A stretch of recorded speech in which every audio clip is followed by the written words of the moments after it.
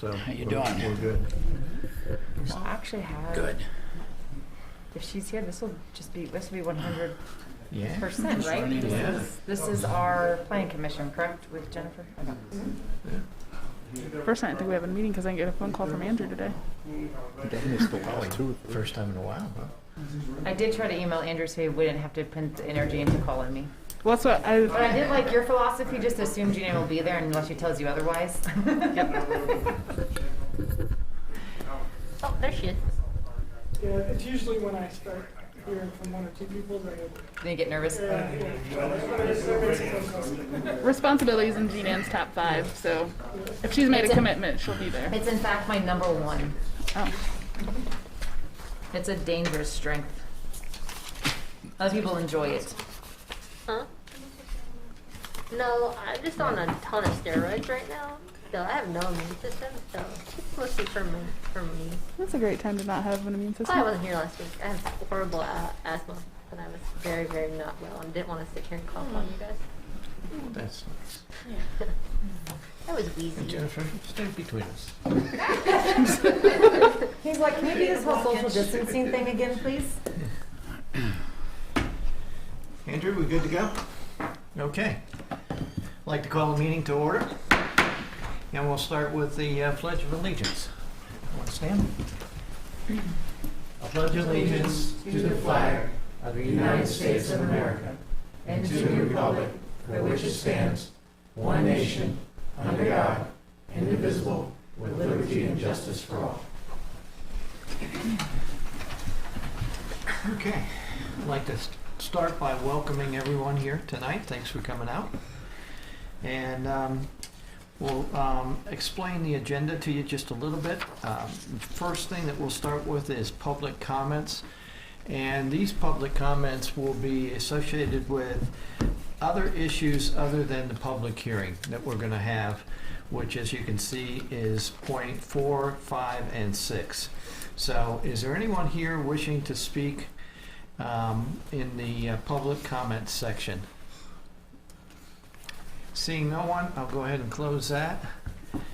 And I need approval for the Planning Commission meeting minutes for August 2nd, 2021. Any changes to the minutes? Seeing no changes, do I have a motion? I move to approve the minutes. Second. Okay, all those in favor, say aye. Aye. All those against? Okay, that passes. So moving right along. Agenda number 4 and 5, we're going to take these together since they deal with the same issues, the Deerfield Home Estates. And I'm going to read through them, and then Andrew, if you can give us a little overview of it, I'd appreciate that. So point number 4, rezoning request by Deerfield Homes Estates LLC, rezone tax parcel number 496-A68 and 496-A73. It's a 4.711 acres from agricultural and 2-family residential, which is R2, to a single-family residential R1 with conditions. The proposal was revised to construct 26 single-family detached dwellings. The property is designated as residential on the future land use map on the 2013 Christiansburg Comprehensive Plan. And along with that, we have a request for a conditional use permit request by Deerfield Home Estates LLC for a planned housing development to consist of 26 single-family residential dwellings on the property located adjacent to Wades Lane and AG Street, tax parcel number 496-A68 and 496-A73. So with that, Andrew, can you give us a little overview before we open it up to the public comment? Absolutely. As Planning Commission will recall, this is a familiar application because it was in basically, and the majority of it was before you back in June. I think the public hearing was middle of June, and then there were some items that were discussed at that meeting, and the applicant had gone back and looked to address those issues and is back this evening, and I will go over a couple of the changes as well. So. Well, let me go ahead and just, as we know, this is Wade's Lane here. Elementary school is here. Betty Drive, AG Street, it kind of curves over and around and then dead ends back this way. And so the two parcels are here, and the entrance is proposed to be off of Wade's Lane. As we discussed before, the zoning is mixed here. It's partly agriculture, as you see with the back parcel. Primarily is agriculture. There's a little bit of R1 on the on R2 on the AG Street side, and then the parcel that borders Wade's Lane, the smaller parcel, is R2. Which is a two-family dwelling zoning district. And then the future land use map is solid yellow and is surrounded by solid yellow, which indicates the future land use designation for this area is residential.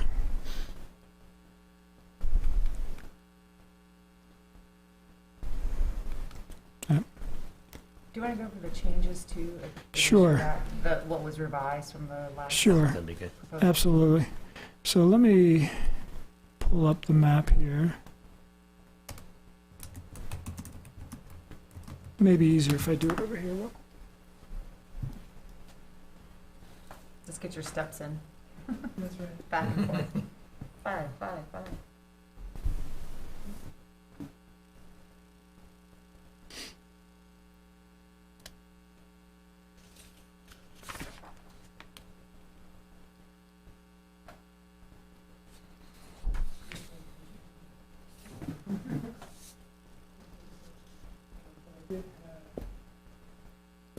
Just a refresher memory.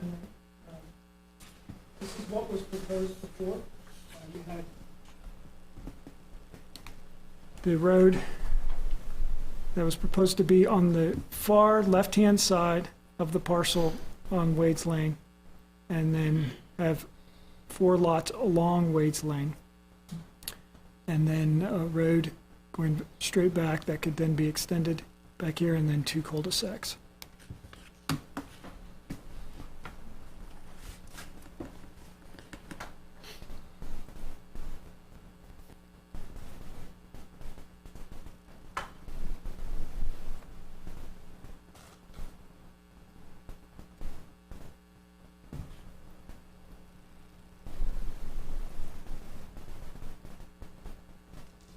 What is being proposed now is the road has shifted to the middle, and the applicant may be able to also address this as well. But they've shifted the road to the middle in order to alleviate, the item that was identified as a potential, site distance issue if the road was here, since there's a crest in the road here, and so by shifting it to the middle, our engineering department has looked at it and believes that it will help alleviate the issue that was identified during the first review. The second item, what else has changed is there is a T turnaround here that is being proposed as a cul-de-sac, and really there's really 2 lots that primarily access this T turnaround, and so it's changed from a cul-de-sac to a T turnaround, and then that has kind of elongated this road here. There is a little bit of a jog here. Our engineering department did not think that would be a concern as far as from a traffic standpoint. Okay. Those are the major changes, really. a couple issues that were pointed out before was the low pressure system that was proposed, and from a maintenance standpoint and from expanding the sewer system standpoint, that was not a favorable system from the town's perspective. They've come back and they're proposing a pump station here on one of the two new lots. So you have there's 26 lots that are proposed. They've been able to make the design a little more efficient now that the road's in the middle and able to stack the lots on either side of the road. So they now have 2 additional lots that were, from 24 to 26. This would actually be a pump station until the time that the road were continued and there was future development. It would pump over to AG Street to an existing sewer line. The water, there are a number of ways that the water can be resolved that are, that will be further examined by our fire department and engineering department. That we believe that there is a reasonable solution to that. If this were to go to the design stage. And really, those are all the comments that I have. Okay. All right. Thank you, Andrew. Sure. With that, I'll open up the public hearing. To those that want to make a public comment, please address the commission at the podium. State your name and address, please. Good evening, Steve Simoes with Balzer and Associates. If it's okay with the chair, I'm going to go back a little bit because I believe a couple of planning commissioners may not have been at our last public hearing. So just to touch on a few of these items. So as Andrew said, it's 4.7 acres. We're up zoning a piece of it and down zoning another piece. So we've got part that's R2, part that's ag. As you can see on one of our maps here, as we've got coming up, the yellow with the hatch on it is all the R2. So we've got R2 on the right of our subject parcel and A to the top and the left. As we looked at this, and our client Doug Rasmussen is here tonight that can answer any questions also. Doug lives, his family live right here. He owns this piece of property, this house, the one that's down here. And Doug has been looking at developing this for several years now. We looked at it a few years ago with him, and the numbers weren't quite working out the way we wanted to with the by right subdivision, so we wanted to come back and look at the option that we have on here right now. So the density with the 26 lots is about 5.5 units per acre. And I'll come back and touch on that here in just a minute. And Andrew did a good job as far as explaining those changes. So if you all remember, as he said, the 3 issues that the engineering staff had were the low pressure sewer systems we had. So for example, there's a subdivision at the end of Stafford called Sturgill Estates. And there are a few in town that have these low pressure, basically individual pumps that you gravity out of your house and it goes into an individual pump station and then pumps to a force main line. We've done those in other subdivisions in town, which is why we asked to have the ability to do it here as well. With engineering staff comments that we received right before our last public hearing, the concern is that in the future, there's a sewer line kind of way off the screen here in Railroad Street. The problem is we can't get to it without crossing over somebody else's property. So we were trying to figure out a way how we can sewer this and not have this property kind of landlocked and dead until future development were to happen. So that's why we proposed the low pressure system. As we talked with staff, the idea was if we could put in gravity sewer for these lots and figure out a way to pump from here, then in the future, if this property ever does develop and a sewer's brought up, we could abandon the pump station and then tie the gravity line into it. And I'll talk about this little lot specifically. So as we were talking with staff, there's a public pump station's a pretty big investment. Big ones can be upwards of $500,000 to $600,000. So that's a big cost for a small subdivision. What the town did say is they've got a small system at the end of Walters Drive, off of Pepper's Ferry. There's a small system there. That's kind of what we've modeled this after. We haven't done any full design yet, and honestly, we haven't run all the numbers to figure out what those costs would be. But it will be a substantial cost to Doug to put this in, especially with it potentially being a temporary solution. But as part of that, what we were able to do with this and the road realignments, we were able to pick up 2 more lots in the layout, which will help to offset some of that additional cost. So these lots would gravity feed to the pump station, then would pump back up and come in somewhere into this existing sanitary sewer line right here. The water line, Andrew mentioned, so there's enough domestic pressure, for you to run your washing machine and things like that inside, but the fire pressure and the fire flow out of some of the fire hydrants weren't meeting engineering spec. So there were some options connecting all the way down to Clearview, and as we talked with engineering staff after our public hearing, there are a couple other options that Andrew mentioned too that we can look at if this goes forward. That's an issue that doesn't have to do specifically with this plan. It's an existing condition that's out there. So even if this were a by right development, that would have to be something we'd work out with engineering staff. And the last piece of it, which we heard a lot from our neighbors that were here that night at the first public hearing, was about the concern with the road and the sight distance as you're crossing this hump right here at AG Street. So we went out, we did some additional survey work. We did find, and we felt pretty confident going into it, we did find we can get sight distance to work at this location, but what it was going to take was getting our road graded up. Right now, if you drive, everything kind of drops from the road down. So we were going to have to raise the road up, and the issue we were going to run into there is we'd end up grading onto our neighbor's property. So instead of doing that, we moved it up the hill. It helped our sight distance, and then what it also did from a traffic standpoint is it took off the number of lots. I think we had 3 lots that fronted on Wade, so that took off 3 more additional driveways that people would be stopping and pulling in and backing out right over that crest. So we feel this is a lot safer scenario that we've got shown here. Andrew mentioned our T turnaround here. This is shown and designed to VDOT standards. We had hoped to actually just dead end the road right here. VDOT does have in their ordinance, if you have less than a certain number, I believe it's 150 feet of a stub road, that you don't have to put in a cul-de-sac. The question, kind of the fuzzy part, is a stub road is normally defined as a road that could connect in the future.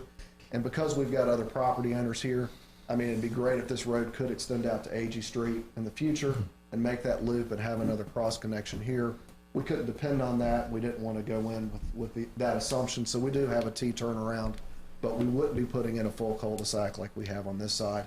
This cul-de-sac on this side would have right-of-way extended. So if the Lancaster property were ever to develop, that could be the parts of the radius right there, the cul-de-sac could be demoed, and then the road could extend on through and have full access into that site next door.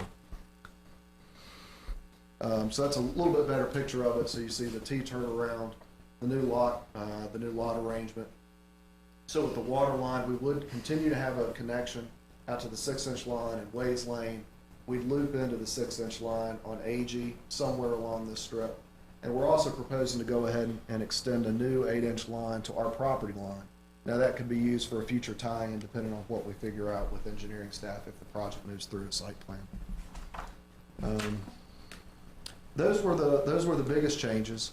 What I did want to talk about is, and we didn't really touch on this a lot at our last public hearing, but I wanted just to explain to Planning Commission, and we don't have any, I don't believe we've got any of our neighbors here that were here that night, but there was a question about developing as by right in an R2 scenario. So with an R2, which is what we're zoned on this piece right here, so I guess we could have come in and asked for a rezoning for the agricultural piece to an R2 that would match our neighbors here. We went back in and looked at densities just so everybody kind of has a comparison of what we're proposing versus a single family or 2-family type layout. So with this as a by right R2 development, the lot size requirements are 12,500 square feet for a duplex. Now that's just for one building, but 2 units. So basically 2 units sitting on a little over 12,000 square feet. So if you look at that with the overall 4.7 acres, you'd get, it roughs out to be, with an acre, with a single acre with a duplex, it works out to be about 6.8 units per acre. So if you look at this with the overall 4.7, we could get 16 duplexes, which would be 32 units. Now, we've still got to get a road in there, so that's not exactly apples to apples. So what we went back and did, we went back and looked at, okay, if we kept this road layout exactly how it is, and just looked at the area left that we have in the lots, and then divided that with a duplex with the 12,500, we came up with 11 duplexes, so 22 units. So really what we could get on this with an R2 zoning, we're only asking for 4 additional lots, and those are 4 additional single-family lots instead of 2-family lots. So we feel this is a different, it's a different product. I think we talked at the last one you all have seen, and I brought a couple to you, some patio homes. I think Mr. Neal's brought a patio home development to you before here in the last year or so. Also, this isn't a patio home development. We do have different building styles that Doug's planning on building. They're not just all single story kind of cookie cutter floor plates. So we've got some 2-story craftsman style, certainly some 1-story that would allow for master on the main living. We talked about it at the last meeting as well. The grade's going to allow us to get basements on some of these also. So again, I think it's going to be a mix of housing types, and we're really trying to again, try to find that, that buzzword everybody's saying now, that missing middle. Try to hit that young professional, empty nester that are looking for these smaller lots and not as much maintenance. But still give enough room on these lots that would be similar to, sizes at Kensington Terrace, New River Village, and then some of the other patio homes we've designed. That 5 to 6 up to 7,000 square foot lots. So that's the overview. I would be happy to answer any questions. And again, Doug is here as well if the Planning Commission has any questions for us. Appreciate that. Anyone else wishing to speak?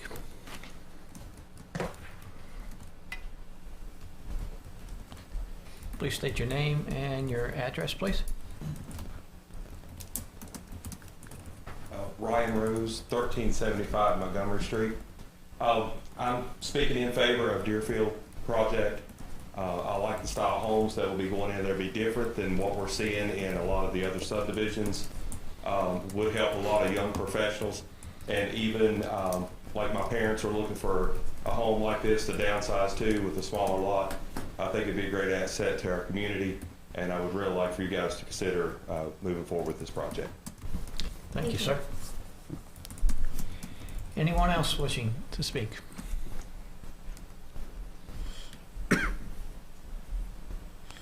Please state your name and address. My name is Jeremy Williams. I live at 262 Wades Lane, which is basically right directly across from this area. I'm totally in favor of it. I like some of the ideas I've seen here tonight. I just wanted to basically state I think it would be a good addition to that area. I would ask for one recommendation or one consideration is that intersection be considered a 3-way intersection instead of just a pass-through. It'll slow down the traffic on Wades Lane. I don't know if you're familiar with Wades Lane, but it is like a highway in the evening. It's so much cut through and it's very dangerous, and a 3-way stop I think would be a perfect addition to stopping everybody, so you wouldn't have you'd slow down, take off again, and not have that drag strip down through there. Thank you. Thank you. Anyone else wishing to speak? Okay. Seeing no one else, I'll go ahead and close number 4 and number 5. And then let's go ahead and open the public hearing up for number 6, and then we'll have our discussion for both of them. Good with that? Mm-hmm. Okay, good. All right, so number 6, conditional use permit for a R3 multifamily dwelling district uses in the B3 general business district by Bruce A. Moses, owner, on behalf of Brian A. Rice, applicant, at 975 Radford Street, tax map number 525-A-19. The proposal is to construct 5 townhomes units. The property is designated as business commercial on the land use map for 2013 Christiansburg Comprehensive Plan. And I'll turn it over to you, Andrew. Just give us an overview before Sure. we open it up. Absolutely. So this is about I believe about a 0.7 acre lot, and it is currently vacant, and it is fronts on Radford Road. It is near Badger Street intersection. The houses that back up to it are on Elk Drive, and it is zoned B3, our general business district, and it is primarily surrounded by B3 along Radford. There is R2 property to the rear that fronts on Elk Drive. Similar to the zoning, the future land use designation is general business with business uses designated around it on Radford Street, and then to the rear along Elk Drive is residential.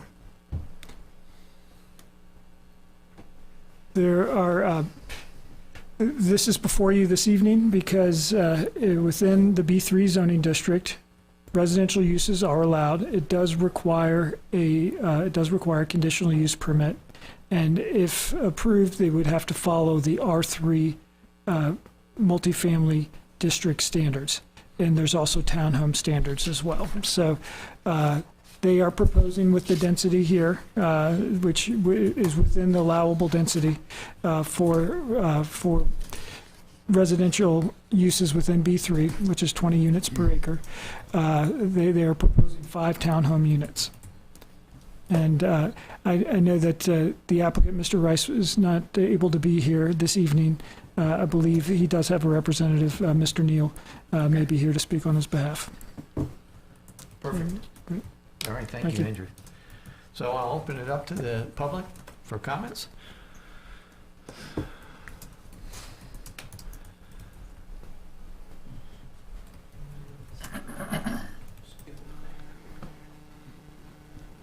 Good evening, Mr. Chairman, members of the Planning Commission. Appreciate your time this evening.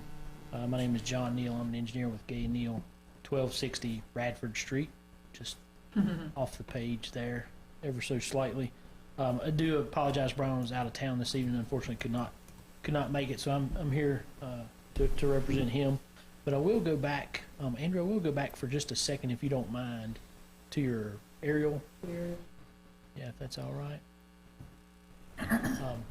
And so, as Andrew mentioned, we're in the B3, and you saw that B3 is kind of roughly along this back property line of these properties here. But one thing to keep in mind is there is residential right here on the left-hand side of the property. This is all residential use right here, and then residential behind it as well. This property's been vacant for as long as I've been driving down Radford Road and going to my office, which is, like I said, is just about right over here. And there's probably a couple of reasons for that. One is kind of the small size of the property. The other is, in particular, the topography of the property goes up the hill quite a bit from front to back. And so if you're trying to put in a business of some sort, you start to end up eating up a lot of the property and grading and things like that. So it makes it challenging. But we do see adjacent to this existing residential property a residential opportunity here, and then we also have various residential uses kind of up and down Radford Road that you can see as you're going there. So it is a decent mix of businesses, residences, and other uses. So wanted to point that out, and then Andrew can go back to.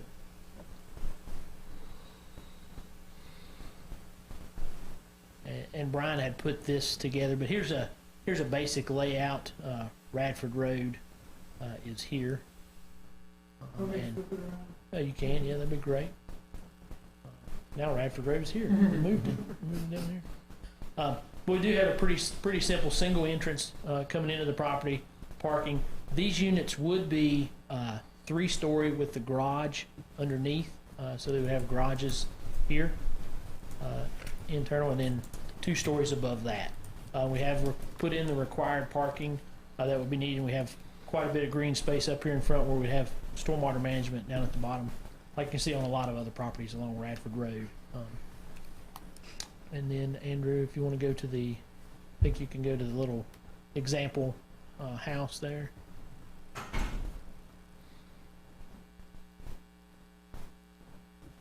All right. And so this is an example of the type of townhouse that Brian will be proposing to build. And that is generally the proposal, what we're proposing. Be happy to answer any questions you have. Okay. Thank you, Mr. Neal. Yes, sir. Thank you. Anyone else wishing to speak on this? tonight? Seeing no one, we'll go ahead and close that part of the meeting and open it up to the commissioners for discussion. And we'll start with points 4 and 5. And Steve's back, so that's great. All right. Anyone wishing to start? I think this, Go ahead. I was gonna say, I just think this was a really smart change. My biggest concerns, obviously, from the last time that I watched last meeting, was the units that face right onto Wade's Lane. I thought that having, an active road and 3 driveways in between was just a recipe, especially being right across from the school. So I'm really glad you guys were able to not only flip that, but add additional units and not lose anything. Question I have is on that T turnaround. How does that affect the larger vehicles, the buses, or if they have to go down there, or construction vehicles, or?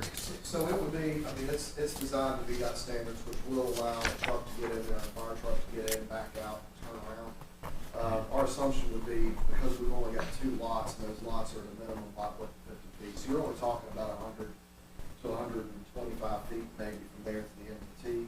So we're assuming buses, if they were to come in there, if they weren't gonna just pick them up at Wade's, at the intersection of Wade's and the new street, they could come into the new development, hang a left and go down to the cul-de-sac and turn around and come back up. But it is shown up to VDOT standards, which is allowable. So that's for the garbage vehicles, the sanitation vehicles and everything? Yes, sir. Could you remind me what are the costs of these Yeah. each of these homes? The price, The price for these homes? housing price, average housing I price. think we're talking low 300s.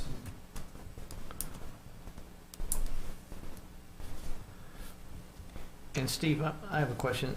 Green space. Do you have any green space proposed for this neighborhood? So Doug and I, we've gotten an email from one of the neighbors there on, yeah, you can go back, Andrew. One of our neighbors on Betty. Right. And she had brought up the green space piece of it. Doug and I were talking beforehand. We got that email, I guess, I guess it came in yesterday.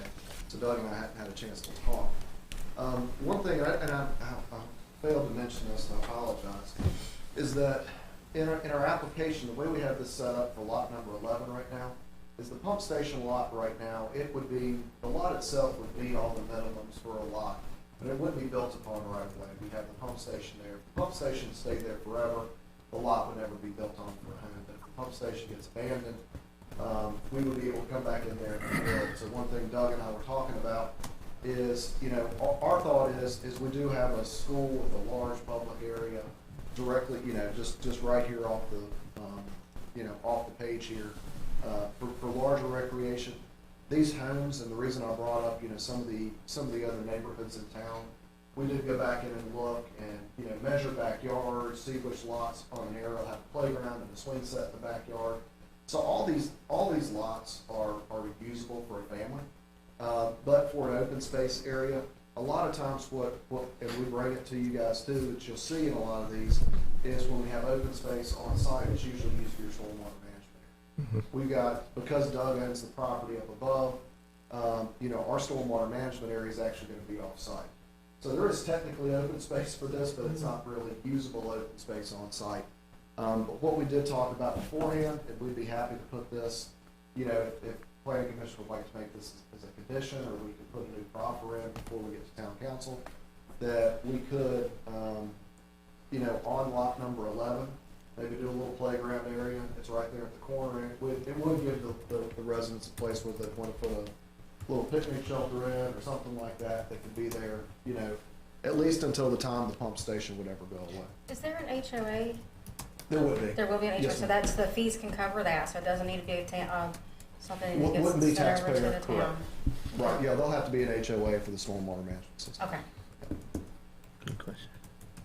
And there was another point she brought up was about the vegetative buffering between us and the AG Street folks. So, I'm going to start at the top here. So this lot right here is owned by somebody else, but we have an open space right here between us and lot 7. This lot right here, Doug himself owns, and then we've got 2 lots adjacent to these 4 homes here. see it well on the aerial. There is an existing tree line along this property line right there. So the intent from a grading standpoint is to leave that tree line, leave it there. I believe those are pines, aren't they, Doug?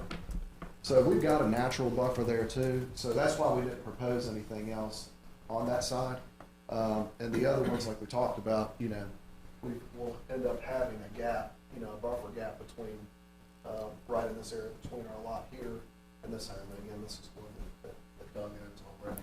So we think those would be the two lots that would have the most impact, because they do have 4 lots backing up to them. So you would have some backyard activity in those. But we think the existing tree line that's there with those big pines would be, you know, buffer enough. It might be worth adding in conditions, if that's the direction we move, to just asking to leave that pine tree line there, just so that way the folks know there's a guarantee that would be. If anything's removed, it would be replanted. Yeah, something like that. That might be worth considering.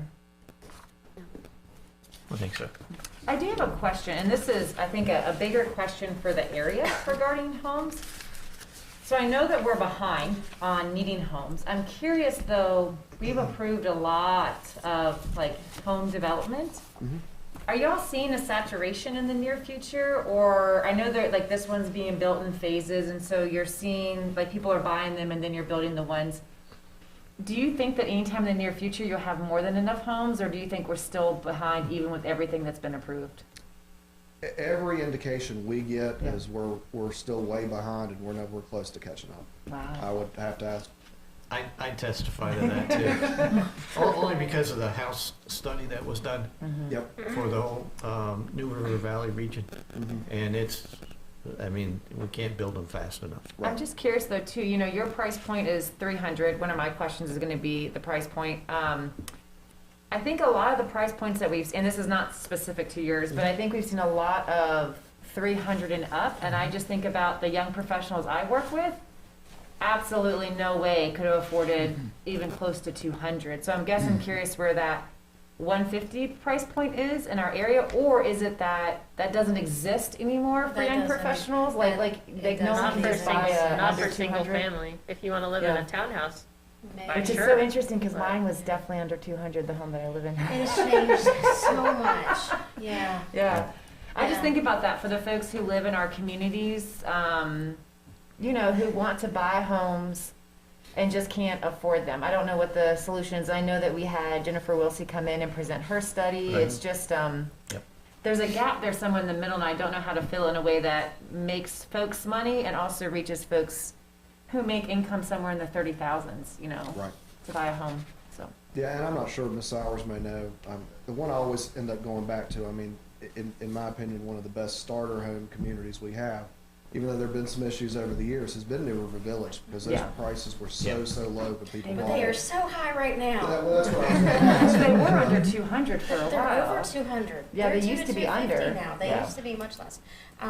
But you can justify, you can't build less than 300 anymore. That's what I was saying, The especially right developers' now with costs the. are so high. That's what I was thinking with just production cost of materials, labor. So I was just curious how you even hit that price. How do you add to it versus moving folks out of their current homes to buy these new homes to then creating space in the older homes for young professionals to be able to purchase. How you get that backlog done. I think we're going to continue to see what we haven't in Christiansburg for a long time is multifamily. I think we're going to, you guys are going to be seeing more of that. You've approved some with Clifton Town Center and some of the other projects around, but I think that's where that market's, you know, going to have to hit. I had someone ask me about that one the other day. They're real excited, ready for that one to come on. So, thank you for answering my questions. Yeah, thank you. Andrew, my next question is really towards the town. As I read through this, the water, the sewer, it's several design options, proposals. Is the town protected to the extent that, say, the water lines and the pump station isn't accurate enough? Have we done a deep enough study to say that what we've proposed right now will work, and if it doesn't work, what are our options?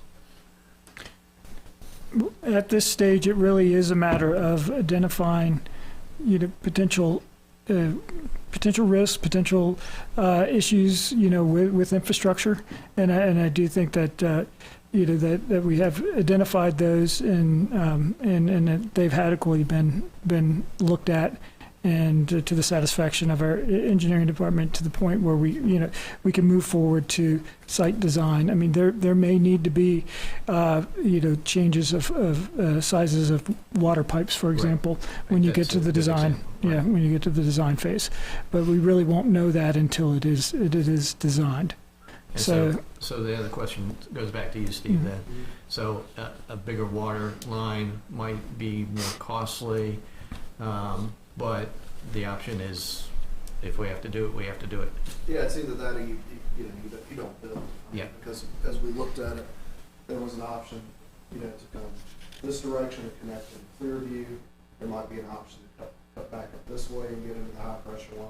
Right. I believe there was something that could possibly come down through the school. So there are a couple of different places to tie in. But Gotcha. again, you've got a lot of road and right of way to deal with, or you've got, private property owners to deal with, or the school board to deal with. There are ways to get there. And I think Andrew said, the engineering staff has talked with the fire chief as well. So, there are certain pieces of it that what's the fire department, comfortable from a life safety standpoint, Right. versus what is written in black and white in our regs. Those don't always jive. Right. But I think that's part of working it out when we get to the site plan stage, to be sure that everybody's covered. Because again, I mean, Doug lives there, we don't want to build something that can't be fire protected. Yeah, it says a whole lot if you're gonna live in the neighborhood. It makes a difference. So seriously though, it does make a difference. Yeah, You're he doesn't standing want his beside water those pressure to go homeowners. down. That's right. So the product, you have to put your name behind the product. Yeah. And if you're going to live there and you're gonna have the same water, right? You don't have a well down there, do you? Yeah, so if he's gonna affect his neighbors, Yeah. it's gonna mess up him too. So I feel like that says a lot. Good. Okay. Any further comments? Any further questions?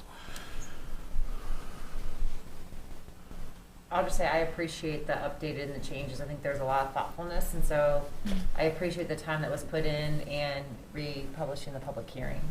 I think also it shows, based on the public comments that we have received as well. So thank you for that.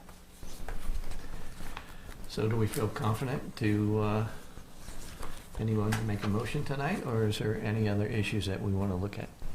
I'm willing to make a motion. We've got to do two separate ones, I think, right? One sort of. That's correct. So I'll make a motion to rezone to R1. Are we gonna add the Pine Line? I think that's in the next part. Okay. Because we can't, So- right, with the rezoning, we can't offer And proffers. there were two proffers that were Oh, put with on the the two table. proffers Proffers, yeah. proposed, sorry. Yeah. Yep.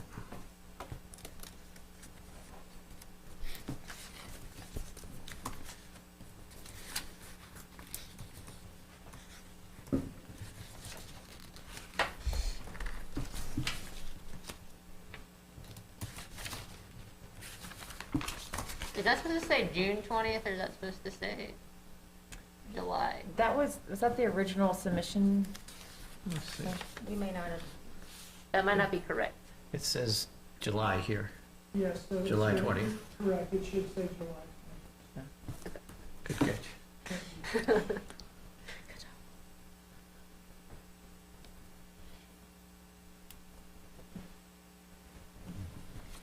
Okay, so you want to restate your Restate my motion. So I motion to approve the rezoning request to R1 with the proposed proffer conditions, with the July 21st master plan, and the R1 single-family uses as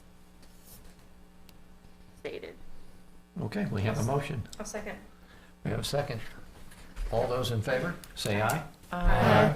All those against, say nay. All right. And just Passes. as a quick Yep. addition to that, the proffer statement that is in the packet, that is the official proffer statement, does have the Oh, it's correct the date on Okay. it, correct. Okay. So, I thought it did, but It then does, I second-guessed myself. And right along with this, the conditional use permit. Anything to add there? Just we can write a condition about maintaining that The tree line. tree line buffer that's already, And that is just along the two adjacent lots closest to Wade's Lane? yeah. Correct. Yeah. Okay, But I think he offered, like, if something was torn down, to replace it with, like, great. Yeah.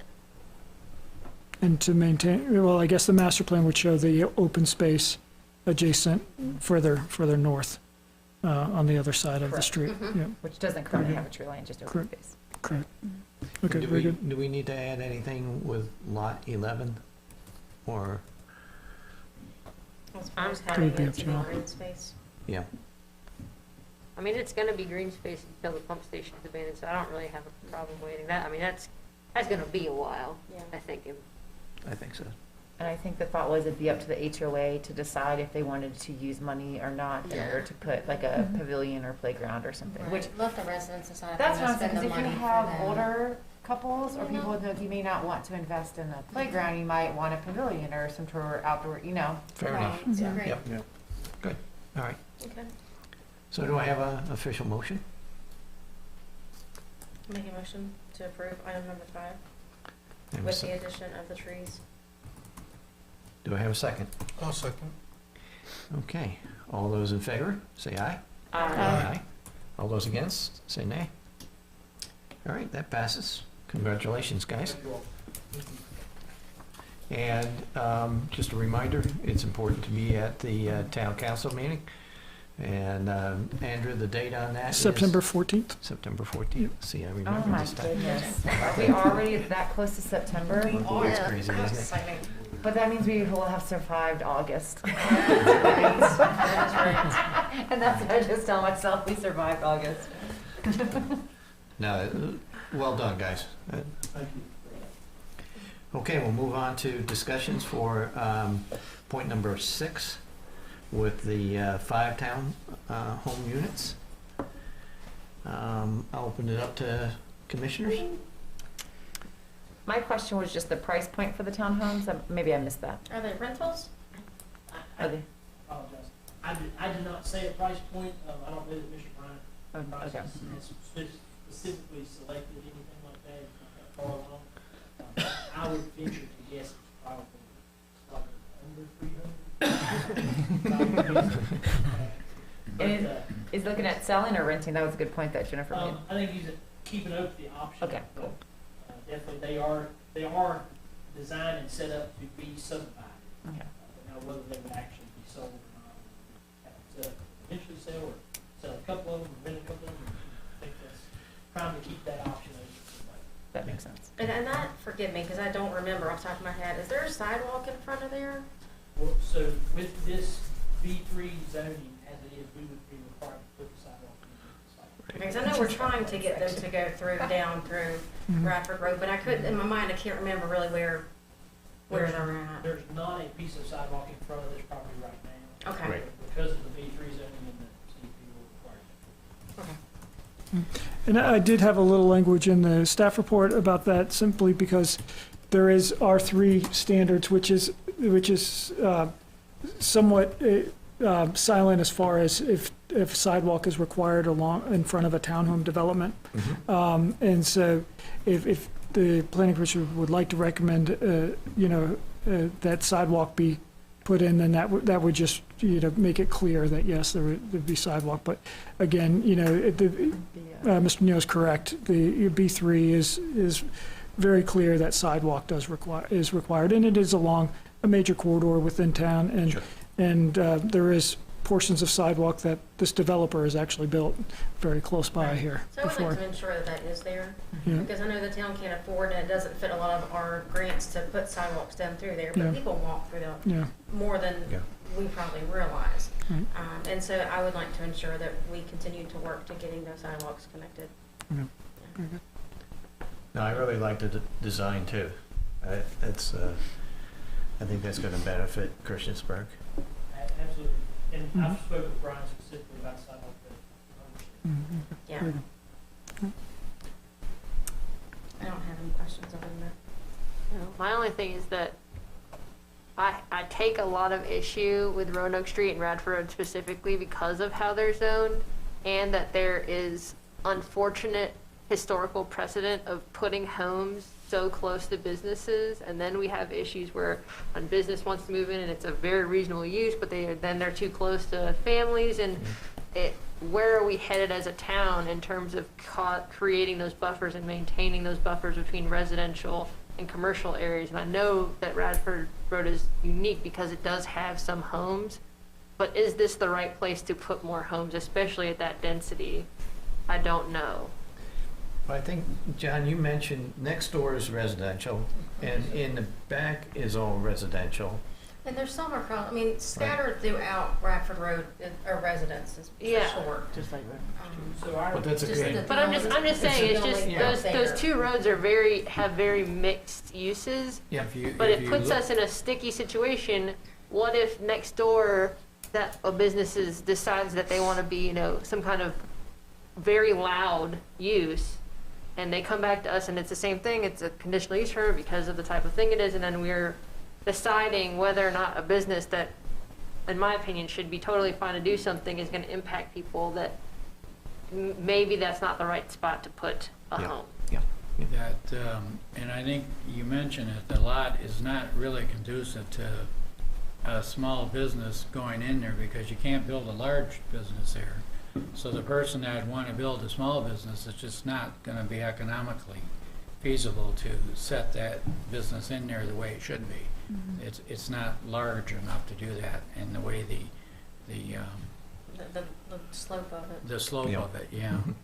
So, and I think you touched on that. So. yes, sir. And I'll just mention my business is just down the street on the other side of Bradford Street, and we are surrounded on all three sides by residential. Now, we're obviously pretty You look quieter. quiet. I don't know, I've heard things about Harvey Some there. good times there. But we have got along tremendously well with our neighbors over the years. And we do have, if anything, we have a couple of dogs that like to talk back and forth with each other behind us in the residential area that we hear. No big deal to us, but Right. I think you'd almost have some of that stuff being the other direction potentially. But I think Bradford Street is definitely a pretty eclectic mix of all different things going on, and we think for this property, this would be an appropriate use to actually maximize economic benefit out of the property. And you stated it's been vacant like forever. Forever. I've been driving down that road for 20+ years. Been thinking that was Yeah. I don't know if there's ever been anything on it. I don't remember, growing up, I don't remember anything on it. Not since I've been here. What's the business if you're staring at the property to the right of it? To the right is Robert's Muffler. A little auto shop. Yeah. And then to the left is a couple of houses that there's gravel driveways up to. Yeah. And then actually further to the left of that is Mr. Rice, Mr. Moses' storage. Oh yeah, that's right. Mhm. Yeah. So I guess thinking like what you said, Ashley, to a degree, it becomes the owner or the tenant's, it's their responsibility to do due diligence to see what your neighbors look like. And if you know, I feel like, I could be very, very wrong too, but I think, like if you say, hey, I might want to live on Radford Street, I think you know that you're going to have a mix of things and noises and sounds. I think that's almost a guarantee. What do you think? Am I wrong on that? No. I think that you're going to Yeah, you always look at what you're about to get into. Yeah, I would You hope have, so. yeah, you We see say all- that, and we just had one on Roanoke Street that seemed like a slam dunk, and there was a lot of opposition to something that doesn't make a lot of noise. Yeah. So that's my only thing, is that when you don't buffer residential and business, sometimes you get clashing. And I know that those two areas have had a historic mix, so it's kind of hard to back up at this point. But I think that 5 units is better than one, honestly, because they kind of know what they're getting into. John? We're talking about the side business, but there is residential all along the backs of all of those properties. So you potentially have the same issue for some business that came in on this property.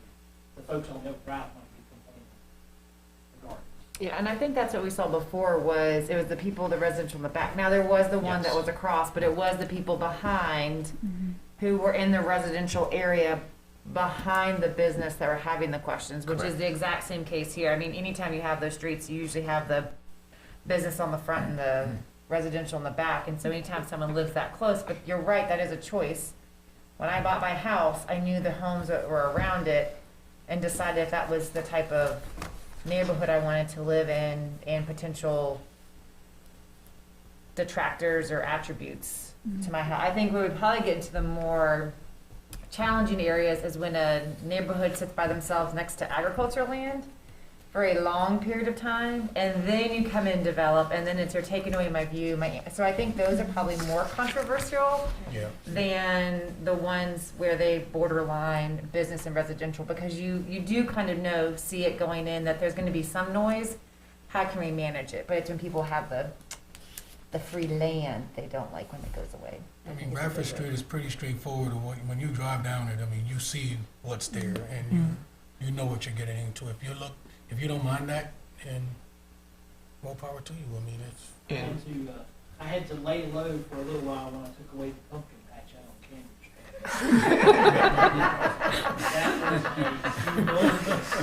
Street. Yeah. The free land, right? That's the more. It was a beautiful view. She still remembers. Andrew, Back there. any comments from any residents? I mean, anybody bordering it has received notice of this? We have not received one way or the other in any Business or comments that I'm aware of. Right. Jude, is that correct? Yeah. Okay, all right. I mean, the businesses are thinking, oh, well, that's some. People Potential labor. who can just drop their car off and More potential customers. Yeah. more money coming in. That was my other thing. I I'm not think it's against a it. great- I I'm definitely just think like, it's a it's great one of point. those things to think about. And I think that's the hard part of your all's job is to figure out where that balance is with conditional use permits, because that's why it is a conditional use permit. Is it appropriate for that location? But it's good to know, because I didn't necessarily know the house right next to the other side was residential, because I thought it was just like a business that sat back. So, good to know. It's also living in the big city, right? I mean, we call it big city. When my family comes, they say, "Look at you living in a big city." You know, like, we can walk to a red box. In the staff report, we did provide, we believe, the last 5 years of CUPs for residential uses in B3. And there have been 2 on Radford, and they're both kind of different than this one too. There was one that was a single-family house that was back in 2016. That was actually when I first started, and then there was one at 1305 Radford Street, which is across from Mr. Neal's office, which would allow for residential uses, and if they were going to do multifamily, it would be up to 12 units, and you may recall that one. And there were a couple conditions there. Those conditions were placed based on the residential use around it. Really, there was a screening requirement to one of the uses that when a neighbor came and talked to it. Will these units have backyards or like a deck of some kind, or they won't have access to the back because of the grading? No, yes, they will. So there's garage underneath, and then because of the slope of the land, we go up, and then on the first level or the second story, There'd be a deck. They'll have Come out with a patio deck off the and a back, patio. Okay. privacy fences and everything, a little bit of backyard. I like Yeah, that this is rear design. deck with railing. That's nice. Takes advantage been a of the long day. property and the way it works. Yeah, Rear deck, that's good. Okay, commissioners, any other questions, comments? Do we feel we have enough information tonight? I think that we should, I'll make a motion to approve as presented in conformance with the drawing. Is that right? I don't know if that's a better with word. the application. With the application Okay, as presented tonight? And the confirmation of sidewalks. And the confirmation of sidewalks. Mhm. I okay. think my goal for the next 10 years. And then I'm gonna retire. All right, we I'll have make a a motion. second. You have a second? Okay, all those in favor, say aye. Aye. All those against? Say nay. Passes. Mhm. Congratulations. Pass that along to Brian. Congratulations. There's some Absolutely. units like that in Blacksburg that are on Main Street.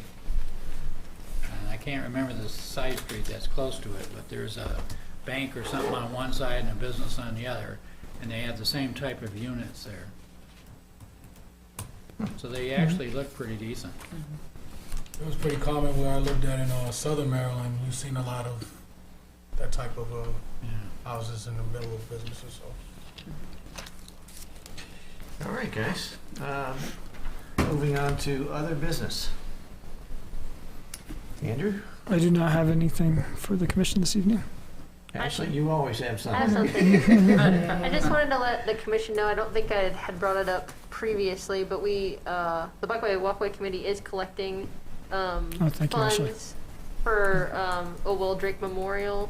We're thinking maybe a bench, or if we get lots of funds, something larger, but we're still collecting those if anybody wants to donate to the town for that. Where are you collecting them and how? Did we get an email? So I can send out an email. Thank you. to That'd be you, great. yeah, absolutely. I only have a comment. The farmer's market continues to do fantastic. Phenomenal. And I don't know what else to say about it. It's location right now. I do think so. Yeah. And I took your advice and I tried that store in Cambria Oh, yeah, the devil's yeah. and really liked it. They have some good vegetables and everything else there. Mm-hmm. And coming from the north, it's hard to find potatoes, and I tried some of theirs, and they're pretty good. Mm. Of course, we lived in an area where they had a big potato farm, so. Anyone else? With that, we'll adjourn the meeting. Off the record, my family